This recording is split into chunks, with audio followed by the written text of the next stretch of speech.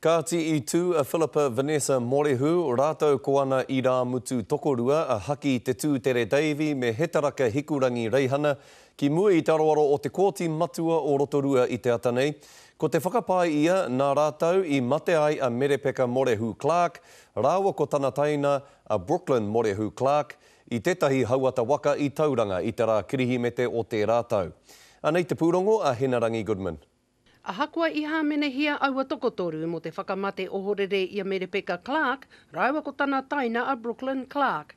E rua I whakahe ki aua hāmene. Hoi ki ngā tohu mai ngā roia o Vanessa Philippa Morehu te māma o aua kōtiro. Raiwa ko tana I rā mutu a rā ahaki Davey. Me hurihia ke ki tērā o te inoinga korehara.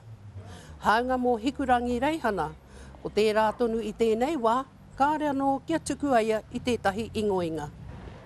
I waho mai I te kōti he nui tonu o ngā whānau I haere mai ki te awhi me te tautoko I aua tokotoru. It's quite freaky actually, in a bad way.